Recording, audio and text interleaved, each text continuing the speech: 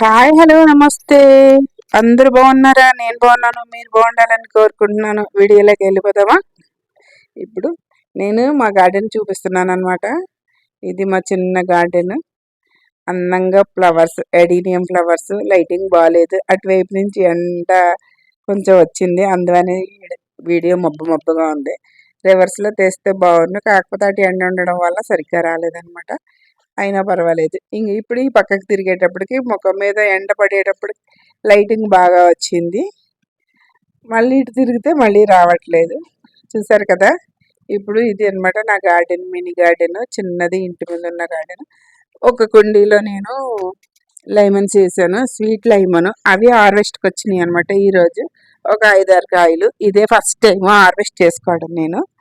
చూసారు కదా ఎంత హ్యాపీగా, ఎంత ఆనందంగా ఉందంటే నాకు అసలు చెప్పలేను నేను.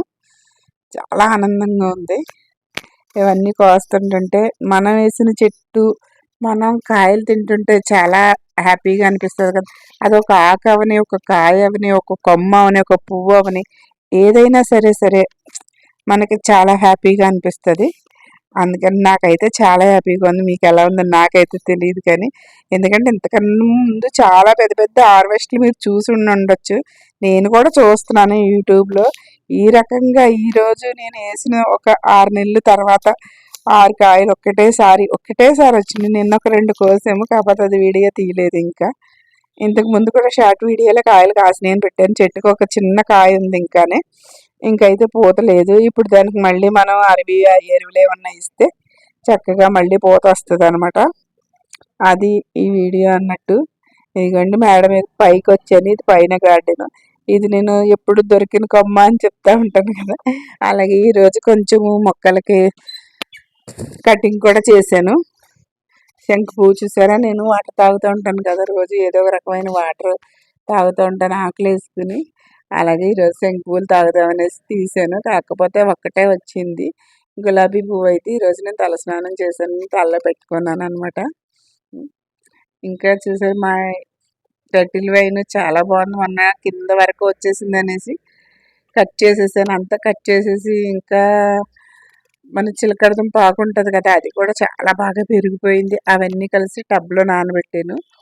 కొంచెం వర్షం తగ్గితే అవంతా బాగానే నానినవి, కాకపోతే వర్షం తగ్గితే నేను ఆ వర్షం నానబెట్టిన వాటరు మనం మొక్కలకి ఇస్తే చాలా మంచిదని చెప్పారు.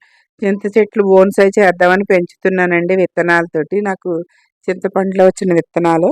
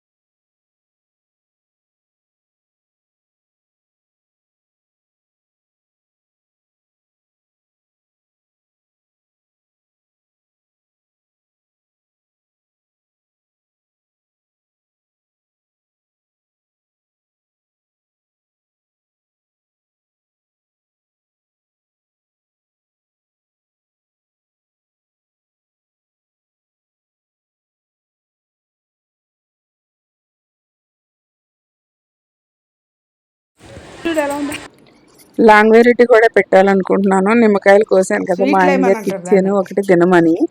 అవి ఆయనకి పులుపు అంటే అస్సలు ఇష్టం ఉండదు అనమాట. భయపడిపోతున్నాడు పులుపు తినడం కోసం. అందుకని సగం కొరికి బయటికి తీసేసాడు. కానీ ఆయన బాగానే తిన్నారనమాట. ఆయనకి ఇష్టమైంది, పర్వాలేదు అనిపించింది. ఇదేనండి వీడియో.